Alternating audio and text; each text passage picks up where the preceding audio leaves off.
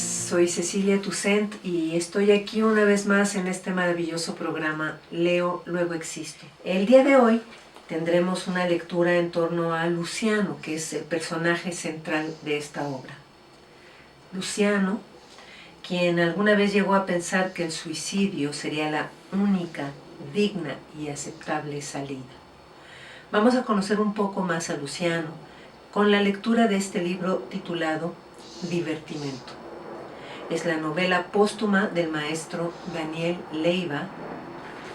Y aquí está el libro. Y bueno, pues espero que lo disfruten muchísimo y bienvenidos una vez más a este maravilloso programa. Esta lectura va dedicada a nuestro amadísimo maestro Andrés Torres, que en paz descanse. Lo queremos, lo vamos a extrañar siempre y esta lectura esta es para él, así como a lo largo de 10 años hicimos todo este trabajo junto a él y con todo el amor que siempre le puso a esta iniciativa junto con su equipo. Así que, maestro, va para usted.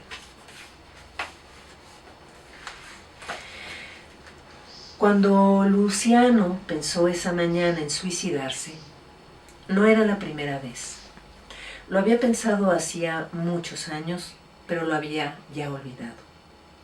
Y de los motivos que le llevaron a tomar en aquel entonces esa, por fortuna, fallida decisión, no le quedaba ya ningún recuerdo. Nada más preservaba su memoria la imagen de los bellos ojos negros de Rosa, siempre abiertos y leyendo. De aquellos fríos días del invierno del remotísimo 1970, solo le había quedado un sobre en donde capturó el primer copo de nieve caído en París y que guardó en el bolsillo interior de su chaqueta, al lado de la pluma fuente que sus abuelos le obsequiaron para que registrara sus recuerdos. Una tarde cualquiera, caminando por un parque o cruzando por un puente o visitando a Nuestra Dama, tarde, como los años antes de Cornelius, ya olvidada, el bolígrafo estalló. Y dentro de su pecho se rompió. Saltó en pedazos ese atardecer, una piñata llena de memoria que ahí llevaba y en donde los ayeres, día tras día, se depositaban. Y el calor liberado derritió aquel primer pequeñísimo copo de nieve que Luciano conservaba en un apenas translúcido sobre correo aéreo papel cebolla. Esa mañana, al cabo de 40 y tantos años, en el mismo mes, el mismo día y la misma ciudad, pero en la orilla contraria del río, Luciano se abrigó y salió a la calle. Su apartamento estaba en el tercer piso, elegante y burgués edificio del barrio 15, alejado de aquel en donde hacía muchos años, llegó a pensar que el suicidio sería la única digna y aceptable salida.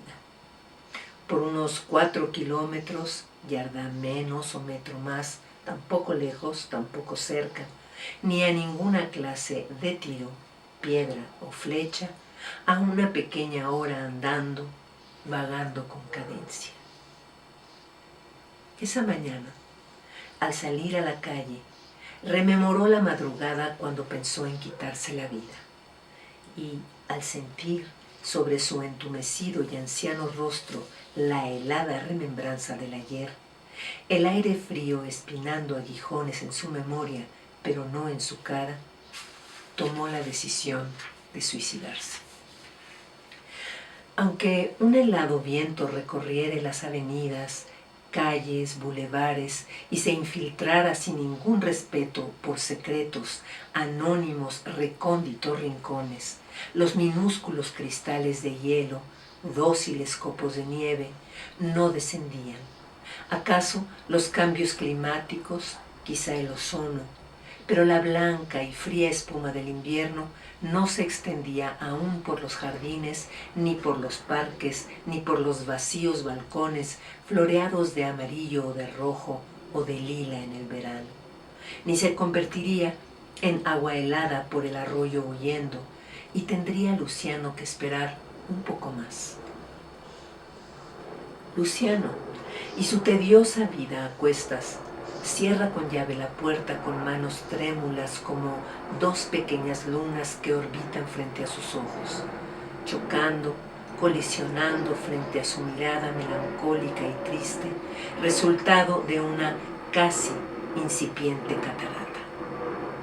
Luciano, con su escuálido bigote sobre la boca de delgados labios, su dentadura postiza, barata, con su cojera, su dolor, su gota, con sus cristales, filosas navajas solo en 10 de los dedos de los pies.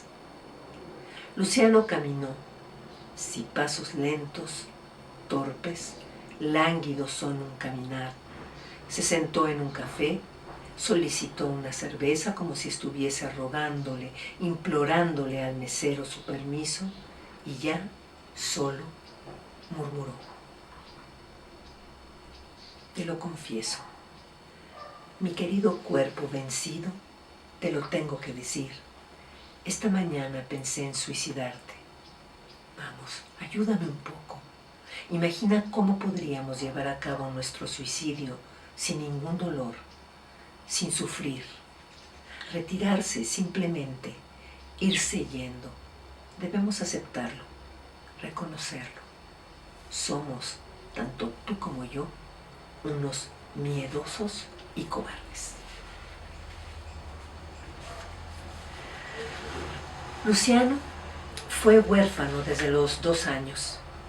Creció con sus abuelos como Rosa y pasaba los atardeceres escuchando los tangos y boleros que tanto le gustaban a su abuela, o con su abuelo en su despacho oyendo sus viejos discos de música gala.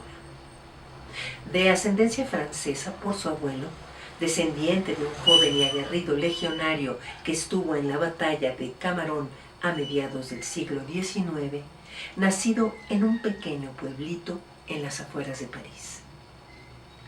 Ménilmontant y Sí Señora, a cuya pequeña iglesia, bistró o estación de tren que todavía no construían, hubiese vuelto de no conocer, y Sí Señora, a una veracruzana sensual y generosa que le hiciera olvidar por las noches los océanos, el Atlántico, el mar de los sargazos y hasta el Mediterráneo, al que nunca viajó. Salió de Francia por el puerto de Brest. Se fue olvidando de las aguas todas, incluso aquellas que corrían bajo los puentes del Sena, de todo, agua o tierra, que más allá estuviese de Coatzacoalcos o los Tuxtlas. La infancia de Luciano transcurrió entre el profundo amor de sus abuelos y una melancolía cuyo origen o causa siempre lo desconocieron tanto médicos como sus maestros, pero que poco a poco fue invadiéndole conforme el tiempo pasaba y pasaba. Un niño triste, un poco temeroso, sin ambiciones, retraído, tímido y en ocasiones un tanto cohibido. Como todos los niños, quiso ser futbolista o doctor y le gustaba imaginar historias. Se leyó uno por uno los libros que tuvo en sus manos. La buena biblioteca sobre literatura, en especial francesa, propiedad de la familia, la devoró antes de cumplir los 15 años. Después la adolescencia. Y cuando le asaltó la adolescencia, supo que no tenía, nunca tuvo, vocación y ninguna preferencia por esta profesión o por aquella carrera en especial, y como todos los jóvenes, soñó con ser cantante. La excelente memoria de Luciano propició que sus años escolares fuesen un pasatiempo, no tortura. En la escuela aprendía de memoria, nada de razonar o de inducir, nada de deducir o discernir. Luciano fue dedicado, estudioso, un Funes memorioso. Sin embargo, no tenía la mínima ambición. Al finalizar su preparatoria, Vendió sus 2 colecciones de discos, boleros, tangos y tangos, boleros, acompasado regalo a lo largo de cada cumpleaños que su abuela le iba haciendo. Los álbumes completos de fotografías de futbolistas y un estetoscopio que le compró a un anticuario de La Lagunilla, su abuelo. Y apenas cumplió 21 años y fue mayor de edad, obtuvo su pasaporte y se fue a recorrer Europa, a pasear por Francia, acaso tan solo a ver París, tan solo a verla. Desde aquel aguerrido legionario que desertó después de la batalla de Camarón, ninguno, ni los hijos, ni los nietos, tampoco los bisnietos, ni los tataranietos, conocieron Europa. Y ahora su chosno sería el primero en cruzar la mar Océano. A sus abuelos escuchó Luciano, y a las amistades de sus abuelos decir lo que decían de París. Sin embargo, Luciano ya lo intuía, lo presentía desde aquellos años. Nunca es verdad lo que se dice cuando todos afirman que todos lo dicen. Y simplemente por eso Luciano no volvería nunca más a México, nunca más saldría de París. Llegar a ser un jugador de fútbol, eso soñaba Luciano de niño. Eran los días del balón de cuero, varios gajos cosidos entre sí y en esa aproximada redondez, anómala e imperfecta curvatura de la pelota, apenas una válvula brotaba para poder inyectar el aire, inflarlas, como a las antiguas cámaras de las llantas de los autos. Incluso las pelotas y las ruedas, si se ponchaban, podían parcharse en la vulcanizadora Vulcana. ¿Y qué otro nombre podría tener? Y a recorrer camino o a recibir, en aquellos lejanos, polvorientos llanos en donde jugaban los sábados por las tardes, patada tras patada. Fueron los días en que el fútbol solo se podía leer en los periódicos o escucharlo en la radio. Para verlo, había que ir los jueves y domingos a los estadios porque los partidos no los pasaban por televisión. Eran los días en que al jugador lo idolatraban los aficionados, no por su habilidad o su destreza, su gambeteo o su velocidad. Ídolos eran por jugar 90 minutos en estado de ebriedad, y había quienes no jugaban fuera de México si no les permitían su chile verde en el pantaloncillo. Fueron los días en que los ancianos, con humor y nostalgia, recordaban a Manuel, el Chaquetas, Rosa Sánchez. La nostalgia enriquece los recuerdos y es un antídoto contra el olvido. Fue el primer mexicano que logró en una Copa del Mundo anotar en el mismo partido, no uno, 2 golazos. Y además, ¿en qué mundial? 1930 en Uruguay. Y lo apodaban el Chaquetas, porque de una rara dolencia padecía, una insólita y extraña enfermedad que le producía eyaculaciones intempestivas en pleno partido, y abandonaba el terreno de juego para cambiarse los pantaloncillos bajo los gritos y los alaridos de los fanáticos en el estadio. El Chaquetas ya se hizo su chaqueta. Eran los días en que los equipos alineaban un portero, solo los 3 defensas atrás y adelante los 5 delanteros, y en el medio, pues 2 medios. Luciano quiso ser extremo izquierdo, jugar por la banda con el 11, delgado, muy alto, piernas largas, corría dando gigantescas zancadas, pero para su desgracia era siniestro por partida doble. Zurda la pierna izquierda y la derecha. Cuando llegaba por fin a pegarle a la pelota, se desmoronaba con sus extremidades, ambas piernas sólida y estrechamente entrelazadas. Fueron los días en los que guardó, antes de que los años poco a poco se lo borraran, se lo diluyesen, el recuerdo de un niño entusiasmado corriendo por la banda izquierda toda y en su espalda un enorme número 11. Eran los días en que, al terminar un encuentro de fútbol en los llanos, mientras trataba de desenrollar las anudadas piernas, comprendió. El sueño de anotar en un estadio lo compartía con todos los niños del llano, y todos los niños del llano podían golpear a la pelota con la pierna siniestra y con la diestra. Primero triste y luego resignado, Luciano decidió cambiar de sueño y resolvió que sería doctor. Fueron los días en que el interés de Luciano cambió de los deportes a la ciencia, y les dijo a sus abuelos que quería estudiar la medicina y le compraron un estetoscopio en un anticuario en La Lagunilla. Eran los días en que se propuso llegar a ser un neurocirujano prestigioso o un cardiólogo admirado, diagnosticar los males del cerebro y poder conocer sus pensamientos o dedicarse a las enfermedades del corazón, sentir sus emociones. Fueron los días de la adolescencia cuando se le enquistó la absurda idea sobre el comportamiento del cerebro y el nuevo proceder del corazón.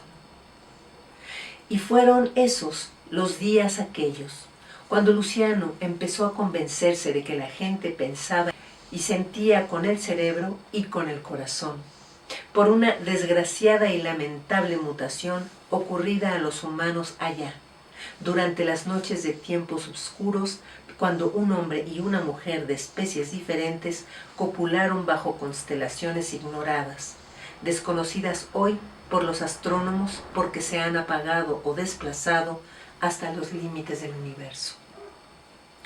Y solo un imprevisto azar biológico, esporádico pero recurrente, produciría en ciertos individuos, apenas unos cuantos cada siglo, más que monumental falacia, un tonto sofisma, que esa mutación extraña, surrealista enroque, se inhibiese.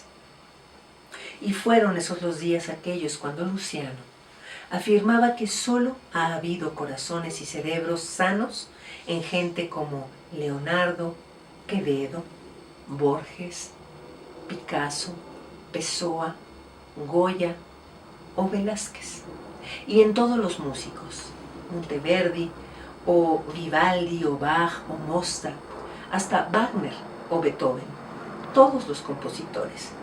Y Tchaikovsky era el que más le gustaba en aquellos días que fueron los de la adolescencia. Eran los días en que deseó Luciano que ese misterioso azar le sucediese, y hasta llegó a creer de que él pensaba con el corazón y de que sentía con el cerebro.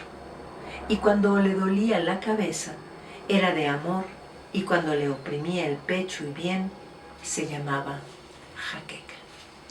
Yo soy Cecilia Toussaint y me dio mucho gusto acompañarlos en una sesión más de este maravilloso programa Leo, luego existo. Aquí estamos para ustedes, maestro. Muchas gracias.